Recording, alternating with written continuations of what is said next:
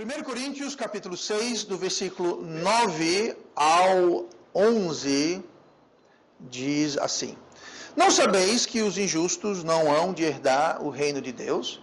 Não erreis, nem os devassos, nem os idólatras, nem os adúlteros, nem os efeminados, nem os sodomitas, nem os ladrões, nem os avarentos, nem os bêbados, nem os maldizentes, nem os roubadores herdarão o reino de Deus. E é o que alguns têm sido, mas haveis sido lavados, mas haveis sido santificados, mas haveis sido justificados em nome do Senhor Jesus e pelo Espírito do nosso Deus. E vamos orar. Pai amado, abençoe a tua palavra, que o Senhor possa agora nos ensinar a partir dela, nos dê poder a mim, tanto a eu falar esta manhã, das tuas verdades, mas também a cada um de nós ao ouvirmos, possamos ouvir com fé e com o poder do teu Espírito. Nós te pedimos isso em nome de Jesus. Amém. E vamos então sentar e estamos de volta então no nosso estudo sobre 1 Coríntios e nós começamos o capítulo 6 a semana passada e inauguramos o tema Pequenas Causas Grandes. Pequenas causas grandes. Estamos vendo aqui coisas que talvez para nós achamos que são pequenas, mas Deus não acha que é tão pequeno assim. E a verdade é que, como eu disse semana passada, todas as igrejas, sejam elas nos dias de hoje, seja ela 12 mil anos atrás, elas vão ter problemas e vão ter os mesmos problemas. Por isso que a Bíblia é tão atual. Ela trata da condição humana. Muita gente fala, não, porque isso não é mais para hoje, isso é para antigamente, pastor. Isso aqui na Bíblia, hoje em dia não se aplica mais. Total conversa fiada, balela. A Bíblia é tão atual hoje quanto era 100, 200, 300, 2 mil, 3 mil, 5 mil anos atrás. Eu entendo, muita coisa muda, a cultura muda, a situação muda, eu entendo isso. Mas a Bíblia, ela não está tratando de um tempo específico, a Bíblia está tratando com seus princípios e ensinos sobre a condição humana, sobre a natureza humana, sobre a situação do mundo, sobre os problemas do mundo, da humanidade. E isso não tem época, não tem uma época específica. Então, é uma grande mentira do diabo que muita gente acredita, que fala, pastor, isso era para antes, agora não. Eu ouço muito isso, muita gente justifica todo tipo de bobagem baseando-se nisso, dizendo que não é para hoje. Claro que é para hoje. A Bíblia fala que Deus é o mesmo ontem, hoje e sempre. Deus não muda. Então, se Deus não muda, a palavra de Deus é eterna e não muda. E, francamente, a natureza humana não muda. Tá? Eu já preguei em várias igrejas, em vários países. Sabe de uma coisa? O ser humano, se ele fala inglês, japonês, francês, mexicano, alemão, grego, é o mesmo ser humano, tem os mesmos problemas. Se ele tem pele clara, escura, se tem olhos azuis ou não, se é galego, se não, rico, pobre, são os mesmos problemas. Você fala, pastor, quem é rico não tem problema. Gente, quem é rico tem problema, quem é pobre tem problema, quem é classe média tem problema, quem é casado tem problema, quem é solteiro tem problema, quem está empregado tem problema, quem está desempregado tem problema. Gente, todo mundo tem problema. E a Bíblia trata da natureza humana, da condição humana. Isso transcende qualquer local, qualquer época, qualquer situação. Mas, então aqui, Paulo está tratando de pequenas causas grandes que afetaram igrejas na época dele, mais de 12 mil anos atrás, na época que ele ministrava. E sabe de uma coisa? Esses mesmos problemas afetam igrejas hoje. A cada um de nós hoje presente aqui. Então, Paulo, ele começa no capítulo 6 a tratar, ele dá uma guinada. No capítulo 5 ele tratava de um problema que um membro tinha e a igreja estava indiretamente envolvida e acompliciada com aquele irmão, porque eles não estavam tratando o problema com a seriedade devida. Eles estavam tratando o problema como se aquilo não fosse nada. E a Bíblia fala, era para vocês estarem tristes e arrependidos e chateados e aborrecidos, e vocês não estão. Vocês estão nem aí. Então, a igreja estava cumpliciada em que eles estavam aceitando uma situação sem tratar biblicamente. Agora, no capítulo 6, ele muda um pouquinho, ele passa, então, a não tratar de um problema com um irmão específico diretamente, mas ele começa a tratar diretamente com problemas que os irmãos da igreja, todas as pessoas da igreja estavam envolvidas. E ele começa, então, a tratar um por um nesses casos. E, muitas vezes, as pessoas não estavam tratando porque eles consideravam aquilo um problema pequeno, uma causa pequena. Daí o tema, pequenas causas grandes. Então, nós vimos na semana passada que o primeiro problema era a questão de mesquinhagem, a avareza. Deus odeia a avareza, Deus odeia a mesquinhagem. E é um problema que é fácil a gente fazer vista grossa, fingir que não está lá, né, vira o rosto, mas Deus odeia a mesquinhagem, Deus odeia a avareza, e nós vimos isso na semana passada. E todo esse capítulo nós vamos ver são coisas que facilmente acabam passando por debaixo do radar, passando despercebidos. Então Deus aqui está mostrando, ó, isso aqui não é pequeno não, isso aqui, fiquem atinados, fiquem a par da situação. Então, nós vamos começar, então, hoje, ver mais um ponto. Deus odeia mesquinhagem, avareza, mas Deus também odeia o orgulho. Deus odeia o orgulho. Note bem no versículo 11 as palavras, e é o que alguns têm sido. É o que alguns têm sido. Paulo começa a listar, ele faz uma lista aqui, começando no versículo 9, ele começa dizendo assim, que os injustos não hão de herdar o reino de Deus. Então ele fala os injustos. Aí depois ele começa então a especificar o que seria injusto. Algumas características de ser alguém tido como injusto. E a lista que ele dá não é uma lista exaustiva, ou seja, é isso e pronto. Não. É uma lista, mas nós poderíamos acrescentar. A lista poderia continuar. Não quer dizer que o que está aqui é injusto, o que não está aqui, então, está liberado. De modo algum. Tá? Não é uma lista exclusiva e exaustiva. É uma lista para dar o tom, digamos assim, e especificar. Lembrando que aqui Paulo está tratando de uma igreja específica, a igreja em Corinto. Então, se ele levantou essas questões, é porque Paulo tinha conhecimento, Paulo estava sabendo que esses problemas eram problemas que estavam afetando a igreja. Eram problemas que pessoas da igreja em Corinto estavam tendo. Por isso que é tão importante a gente ouvir as mensagens pregadas em nossa igreja. Não estou dizendo que é errado ouvir mensagens de outra igreja. Inclusive, nós recomendamos outros sites. Né? Nós temos, por exemplo, o site do pastor Rômulo, lá em Goiânia. Ele tem um site que publica, eu recomendo. Temos o pastor Coquense, lá em Roraima também. Recomendo livremente, pode ouvir sem nenhum problema. Então, existem outros sites que eu não recomendo nem que você tivesse sem mais nada para fazer. Ou seja, pode ouvir outras mensagens, mas tem uma diferença entre você ouvir uma mensagem, por exemplo, que o pastor Rômulo prega lá em Goiânia, ou que o pastor Coquense prega lá em Roraima. Existe uma diferença e as mensagens são pregadas aqui. Tá? As mensagens que são pregadas aqui, Deus está dando essas mensagens, Deus está encaminhando essas mensagens para tratar da situação específica dessa igreja da qual você faz parte. Então, as mensagens que você ouve saindo deste e os outros púlpitos dessa igreja, são mensagens que estarão muito mais calibradas, muito mais atinadas, muito mais, digamos assim, proveitosas. Não que as outras não são. O exemplo é aqui. Paulo dá uma lista do que é ser injusto. Mas como eu disse, não quer dizer que se tem alguma coisa que não está nessa lista, está liberado. Não. É que Paulo estava sabendo, ou foi o Espírito Santo que o inspirou a fazê-lo, ou ele tinha conhecimento pessoal, direto ou indireto, que naquela igreja haviam esses problemas especificamente. Tá?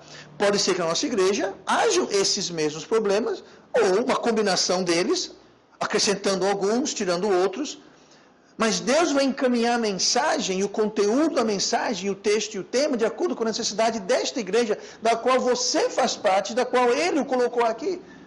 Então, não tem problema você ouvir boa pregação, de boas igrejas e bons pastores, mas nunca em detrimento ou substituindo ouvir a pregação daqui. Não é questão que ele prega melhor, eu prego melhor. A questão não é quem prega melhor, porque quem prega, na realidade, é o Espírito Santo que prega no interior. A gente só prega por fora. Então, eu posso usar palavras bonitas e ilustrações humorísticas e tal coisa, mas se o Espírito Santo não pregar por dentro, de nada vale. Tá? Então, mesmo o Espírito que empodera e faz a pregação por dentro enquanto eu faço por fora, é o mesmo Espírito que levou o pastor a escolher o texto, o tema, preparar a mensagem. Então, o Espírito Santo está envolvido em todo esse processo. Então, aquela mensagem pregada aqui, ela é muito mais direta e atinada às nossas necessidades. Tá? Mais uma vez, não estou dizendo que não devemos ouvir, ou é errado ouvir mensagens de outras igrejas, de modo algum. Se for uma boa igreja, se for um bom pregador, bíblico, correto na doutrina, não tem problema algum. Eu, pessoalmente, ouço muitas mensagens de outros pastores. Tá? O problema não é ouvir de outra igreja. Não estou dizendo que só pode ouvir pregação do pastor Roberto da Igreja Batista Metropolitana e o resto é proibido. Não estou dizendo isso. Tá? Eu estou dizendo que as mensagens aqui são mais atinadas às nossas necessidades. Então, mas Paulo então sabia dessas questões aqui. Agora, voltando para o versículo 11, diz assim: e é o que alguns têm sido. E depois, para resumir, ele fala, é o que tem sido, mas não são mais. Chegando no versículo 11, ele fala justamente isso. E é o que alguns têm sido, mas, aí ele fala, haveis sido lavados, haveis sido santificados, haveis sido justificados. Então, eu falo, vocês eram, mas não são mais. Vocês têm sido, mas não estão sendo. E o que acontecia é que, você vê essa lista aqui, é uma lista de coisas que provavelmente estava passando por debaixo do radar deles. Talvez eles estavam aqui, note que aqui não está falando nada sobre orgulho. Mas o problema é que por eles terem sido estas coisas, devassos, idólatras, adúlteros, efeminados, sodomitas, ladrões, avarentos, bêbados, maldizentes, roubadores, eles eram, mas não são mais. E Paulo aqui está dizendo o seguinte, olha, o que está acontecendo é que vocês eram esses pecadões, e agora vocês não são mais. Mas tenha cuidado com o orgulho. Porque vocês deixaram os grandes pecados, porque vocês deixaram as coisas que não passam por debaixo do radar, vocês estão fazendo o que Jesus falou, vocês estão coando o mosquito e engolindo um camelo. Vocês estão talvez ficando orgulhosos, porque vocês não estão mais metidos nos pecados grandes. Isso acontece muito na igreja. A pessoa vem para a igreja, a pessoa para de fazer os pecados grandes. Tudo bem, então eu não vou mais adulterar, não vou mais beber, não vou mais me drogar, não vou mais isso. Pronto. Aí ele acha que agora ele é santo. Agora ele é melhor do que os outros. Agora ele é melhor do que o pessoal na rua, porque eu não bebo mais, eu não fumo mais. Aí começa a ficar o quê? Orgulhoso e se achar que é melhor do que o outro, que o próximo. Está errado. Então, sim, devemos deixar as coisas que nós éramos, claro. No entanto, isso não deve ser motivo de orgulho. Tá? E ele continua falando no versículo 11, que foram lavados, santificados e justificados. Agora veja bem, quem foi que lavou, justificou e santificou? Foram eles. Foram eles que se lavaram, foram eles que se santificaram, foram eles que se justificaram. Olha o versículo 11. E é que alguns têm sido, mas haveis sido lavados, mas haveis sido santificados, mas haveis sido santificados, justificados, em nome do Senhor Jesus e pelo Espírito Santo. Quem foi que fez isso nele? Quem foi que lavou, justificou e santificou eles? Foram eles? Foi o Espírito Santo. Então, se há alguma mudança em nossas vidas, eu espero que há. Tá? Eu estou salvo há 27 anos, eu imagino, eu quero acreditar, eu tenho certeza que eu não sou a mesma pessoa que eu era 27 anos atrás, que eu tenho crescido, que eu era coisas que hoje eu não sou mais. No entanto, se essa mudança ocorreu, e deve ter ocorrido, de fato ocorreu, no meu caso, e muitos de nós também aqui, imagino, mas não é motivo para a gente ficar orgulhoso, porque não fui eu, não foi você. Não fomos nós que efetuamos a lavagem, a santificação, a justificação. Foi feito em nome do Senhor Jesus e pelo Espírito Santo. Então, se não foi eu que fiz, e notando que está o tempo passivo, né? Foram lavados, não dizem se lavaram, foram lavados. O tempo passivo, ele é um tempo que ele especifica a ação e quem foi assado. A ação e o objeto da ação, mas não fala quem fez a ação. Ele deixa em branco. Né? Então, vocês foram lavados, foram justificados, foram santificados. Só que no final ele diz quem fez, pelo Espírito Santo. Mas o fato é que está deixando bem claro que a ênfase não está neles, não foram eles. Então, o que acontece é isso. Paulo está listando uma lista de pecados grandes, digamos assim, e depois ele fala, vocês eram isso, mas não são mais. Mas não foi vocês que fizeram isso. Isso foi feito pelo poder de Deus. Então não tem para que a gente ficar orgulhoso e ficar achando que nós somos os maiorais, que nós somos os bons. Né? Então, o que nós merecemos mesmo até hoje, sabe o que eu e você merecemos? O inferno. Mas pastor, o senhor falou que você saiu 27 anos e muita coisa mudou na sua vida, e eu sou merecedor do inferno do mesmo jeito, não sou merecedor do céu. Nós merecemos o céu pelos méritos de Cristo. Ele mereceu por nós. Nada a ver com a gente. Eu não fiz nada para merecer ir para o céu. Por mais que eu faça, eu não mereço ir para o céu. Aí eu vou para o céu, mas pelos méritos do que Cristo fez na cruz por mim. E cada um de nós aqui também, que somos salvos, a mesma coisa. Então, nós deveríamos e devemos sempre estar prontos e dispostos a nos livrar também dos pequenos pecados.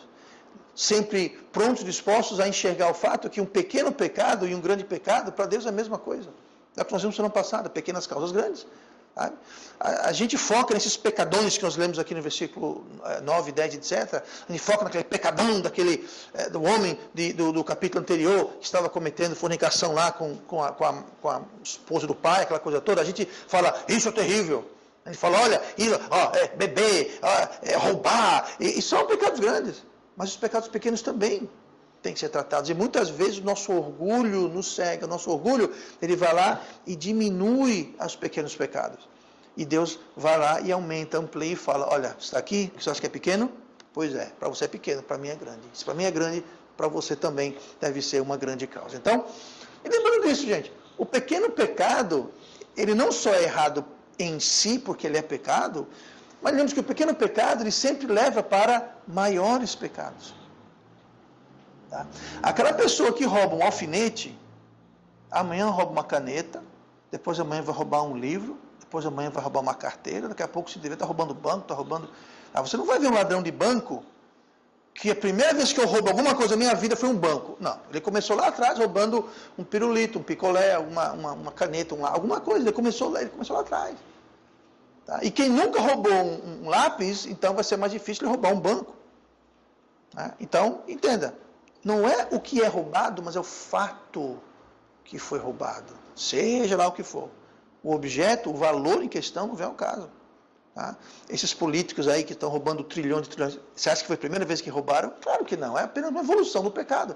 Não se doma o pecado, não se controla o pecado, você se torna escravo e prisioneiro do pecado, e o pecado vai sempre crescer, o pecado vai sempre pedir mais, você nunca vai satisfazer a natureza pecaminosa do nosso coração. Você começa por isso que a Bíblia fala, não tenhas cuidados, não cuide, não paparique, não dê vazão. Você começa a alimentar, satisfazer a carne, ela vai sempre querer mais, não vai parar. Tá? Não vai parar. Por isso que alguém que toma drogas começa com o quê? É com cigarro, é com álcool, é com maconha, aí vai indo. Então muita gente hoje em dia fala, vamos liberar a maconha, porque a maconha não tem problema nenhum. O problema é que a maconha é uma droga que leva a pessoa a coisas piores também. Então, o pecado pequeno, ele é perigoso porque ele leva a maiores pecados. Aquela criança que em casa desrespeita os pais, amanhã está desrespeitando o professor na escola, está desrespeitando o policial na rua. Aí quando aparece morto com 3 balas numa vala, ninguém sabe o que aconteceu. O que aconteceu? O que aconteceu é que em casa não foi ensinado e exigido respeito. Começou lá atrás. O resultado é trágico. Tá? Nenhum homem começa a bater na mulher, primeira vez, começa a bater na irmã, começa a bater na mãe, começa a bater... Aí daqui a pouco está batendo na mulher. Gente, é uma evolução.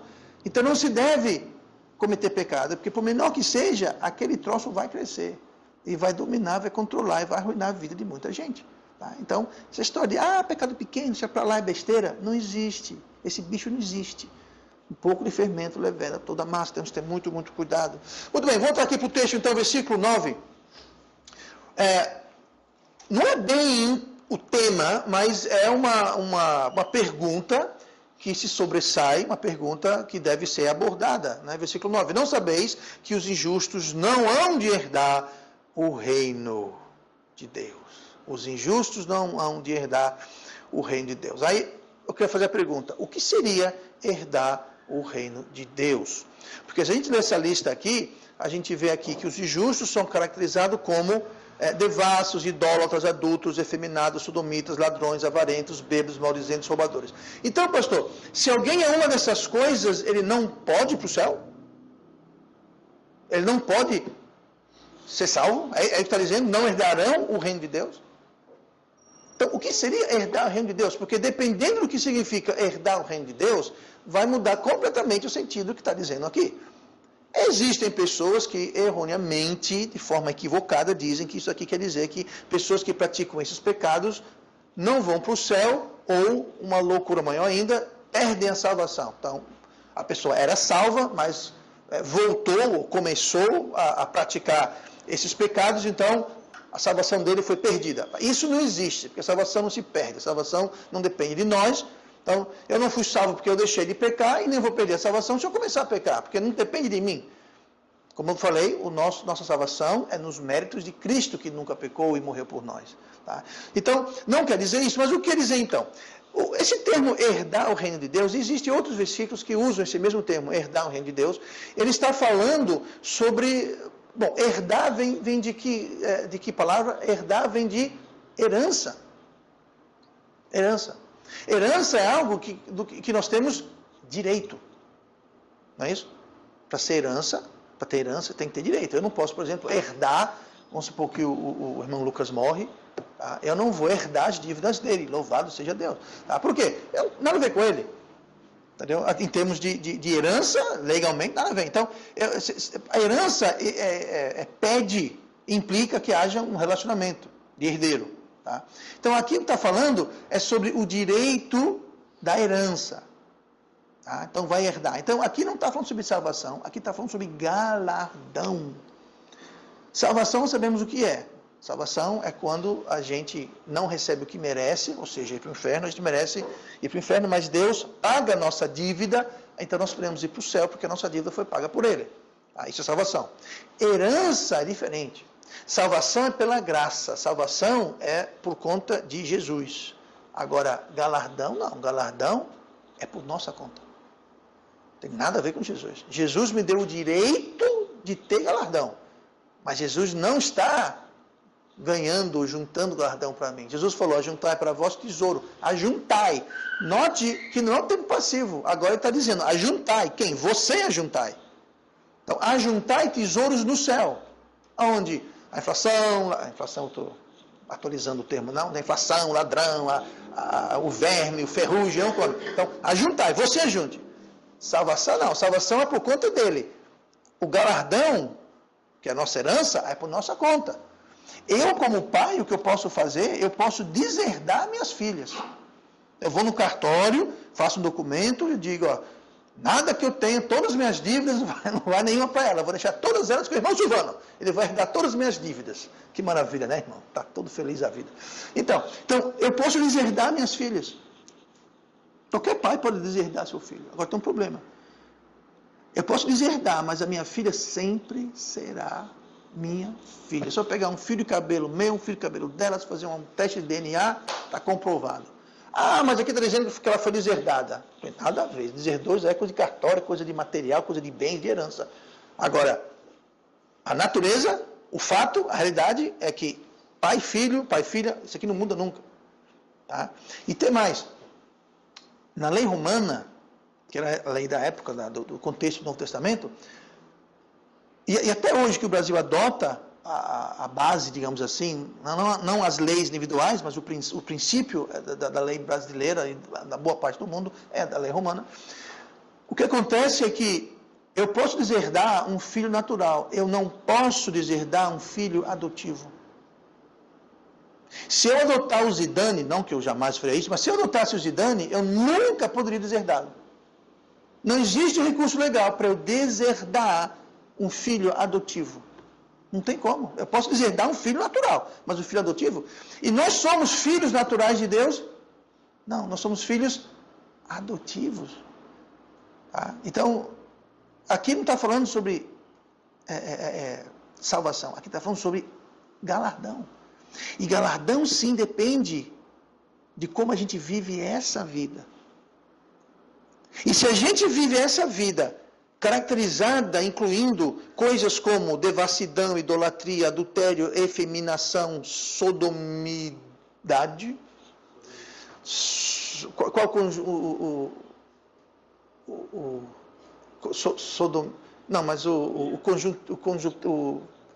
sodomita é o...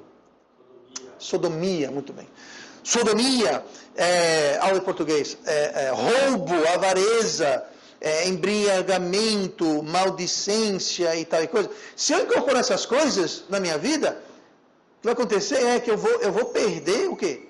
Herança. Eu vou perder o quê? Galardão. Então aqui está dizendo, olha, aquelas pessoas que praticam essas coisas não vão herdar, não vão ter herança, não vão ter galardão no reino de Deus. Aquela velha história, vão chegar lá dizendo, opa, cadê minha mansão? Mansão? Falei, meu jovem, você, olha a lista aqui que a gente fez aqui, que você fez lá na terra. Você não tem mansão, você tem um casebre lá, tá vendo aquela bananeira ali, a famosa bananeira dourada na Grota dos Anjos? Tá vendo ali? Pois é, lá é o seu canto.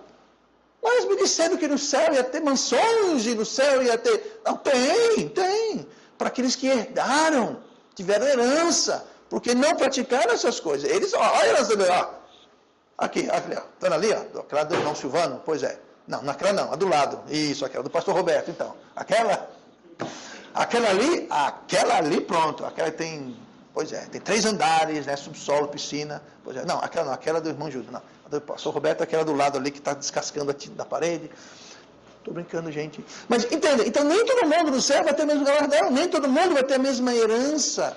Então quando fala aqui que os injustos não vão de herdar o reino de Deus, porque se isso aqui for herdar o reino de Deus, então vai ser todo meu, o reino vai ser todo meu. Não, isso aqui está falando sobre herança, gente, sobre galardão. E quem pratica tais coisas, quem vive uma vida caracterizada e repleta dessas coisas, não vai ter galardão no céu. Isso diz respeito à morada, né? Diz respeito à posição, no céu haverá posições. Né? Diz respeito ao que você vai estar fazendo, a Bíblia fala sobre um brilho que nós teremos lá no céu. Então as pessoas vão brilhar mais do que outras, isso é tudo condizente como vivemos aqui na terra. Então tudo isso faz parte do galardão, da herança que nós vamos ter.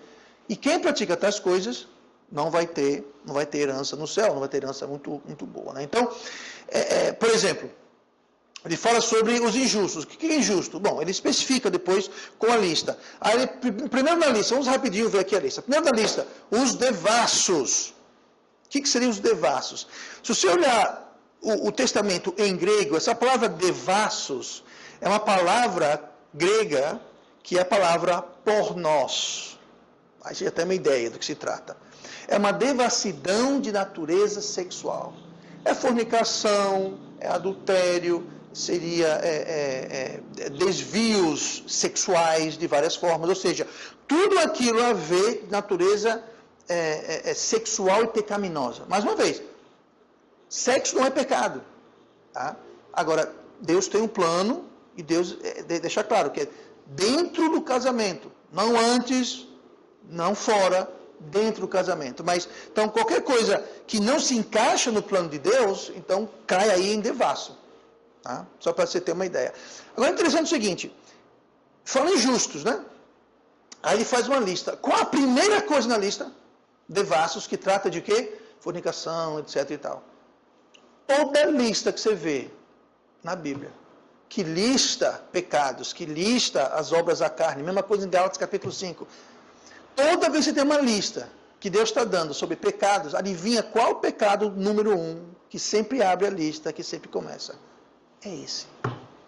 Toda santa vez. Tá lá, sempre começa com esse. Por quê? Porque Deus sabe que esse é o ponto fraco, é aí que isso que atrapalha, atola, escraviza muita gente. Então ele sempre começa. Pode chegar qualquer vez que você vê uma listagem de pecado, obra da carne, sempre abre com isso. Nos alertar. Né? E hoje em dia a coisa está de um jeito que sai de perto. Hoje em dia você é visto como até um doente se você não entrar na onda do mundo. Você é um doente mental, você é um doido, mas a Bíblia fala o contrário.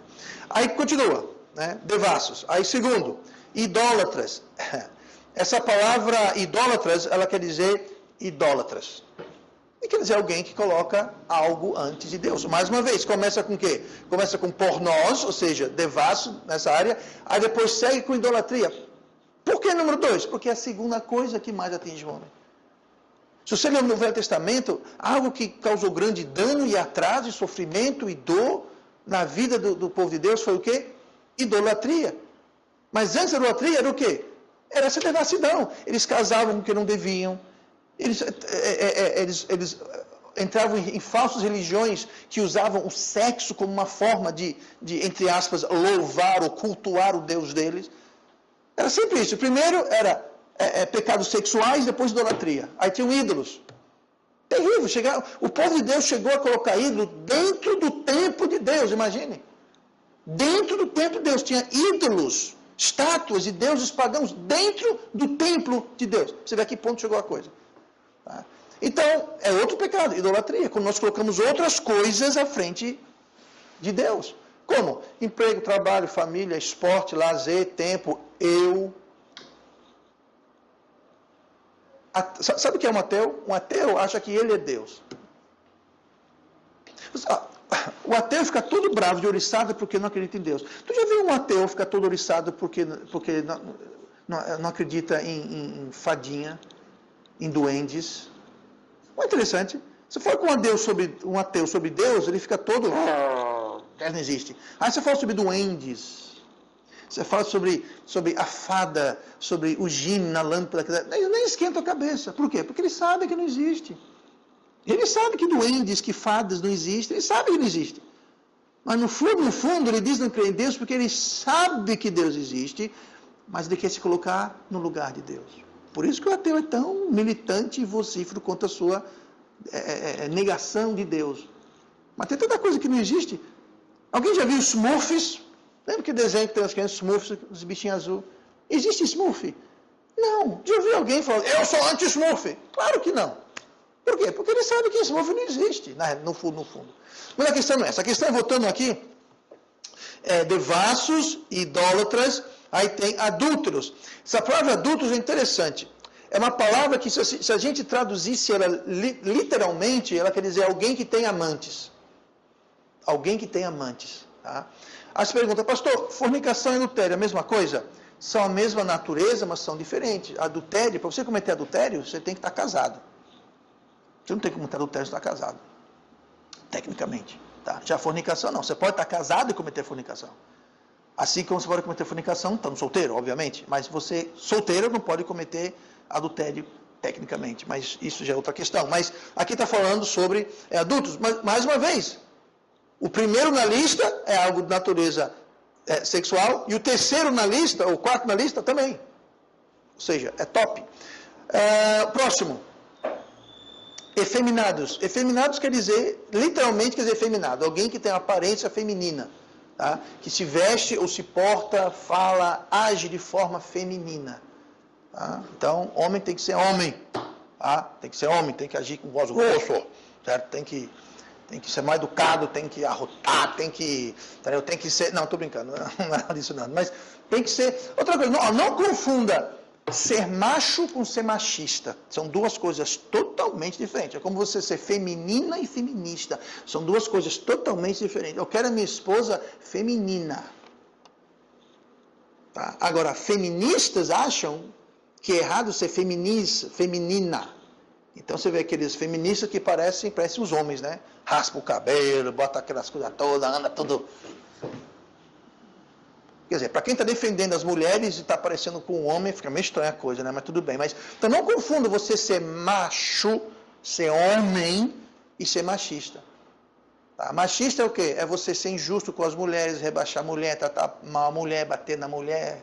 Tá? Isso é ser machista, isso é errado. E a Bíblia não é machista. Agora, o homem tem que ser macho, tem que ser homem. Tá? E um homem de verdade, ele trata a mulher bem, a dele, primeiramente, claro, mas ele trata as outras mulheres com respeito, com cortesia, ele abre a porta, ele fala assim, não, ele trata com respeito, ele não trata com desrespeito. Ou seja, um homem de verdade, ele age dessa forma.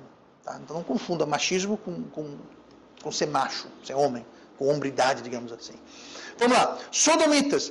A palavra sodomita, ela literalmente significa, veja bem, sodomita vem de Sodoma. Sodoma é a cidade que estava cheia de homossexual. Tá? Então aqui foi colocado sodomita, porque é um termo bíblico que a gente subentende que quer dizer homossexuais. No entanto, essa palavra aqui, em grego, não é a palavra, não tem nada a ver com a cidade. Tá? Eu não vou trazer a tradução porque não vai ajudar em nada, mas ela literalmente significa, se traduzir essa palavra original que foi traduzida, significa homem que se deita com homem. E não é deitar e ficar conversando sobre... Não, é deitar no sentido carnal, sexual. Tá? Então, é homem que se deita carnalmente com homem.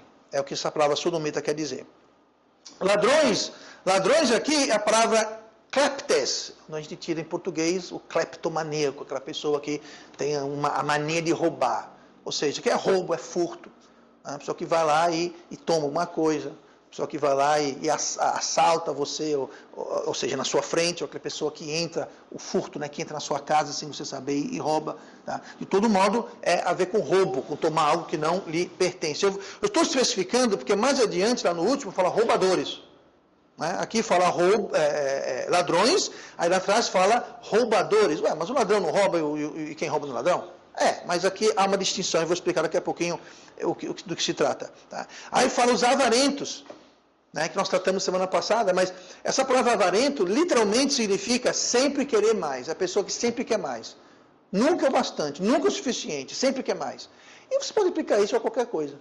Tá? E mais uma vez, quando você chega a um ponto onde você sempre tem que ter mais, aquilo vai se alastrar para outras áreas da sua vida, não só uma coisa só. Bêbados, a palavra bêbados é a palavra metussos. Metussos vem onde a gente tem em português metil, quando é alguma coisa destilada, como o álcool, por exemplo. No entanto, essa palavra, bêbados, ela não se refere apenas e tão somente a álcool. Aí você pode colocar toda e qualquer substância narcótica.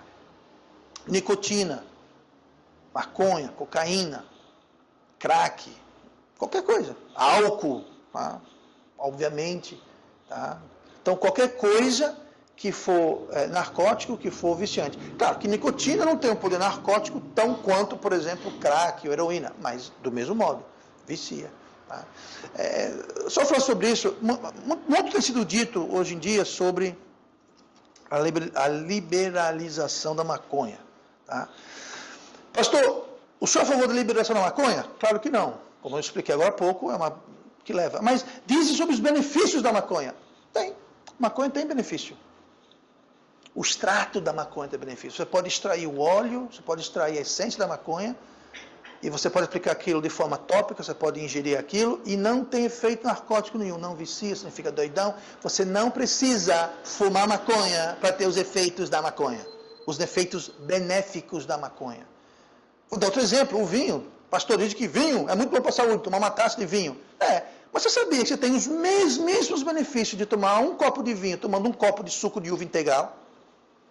Os mesmos benefícios, tudo que de bom que tanto dizem que está no copo de vinho, você encontra no copo de suco natural. Só que um tem álcool e o outro não. É isso que eu estou dizendo. Então, existem benefícios, mas então o quê? Vamos liberar vinho? Não. Tanto que na Bíblia as pessoas tomavam vinho que não tinha álcool. E era chamado de vinho do mesmo jeito. Um era chamado vinho, o outro chamado bebida forte, que era destilado, fermentado. Mas, então entenda, existem benefícios? Existem benefícios. Não estou dizendo que não existe. Existe. Tá? Isso é fato, não estou negando. Agora, você não precisa estar fumando maconha, ficando doidão para ter os benefícios. Tá? Você pode muito bem ter todos os benefícios que ele oferece, e são muitos, não são poucos. Tá? Mas é algo natural, é algo que não tem sequelas, é algo muito eficaz, mas não precisa estar fumando a droga, não precisa estar ficando doidão para você ter os mesmíssimos benefícios. Tá? Então, isso da história aí é história para boi dormir. Vamos lá. Maldizente é aquela pessoa, aquela fofoca. Maldizente é a pessoa que critica.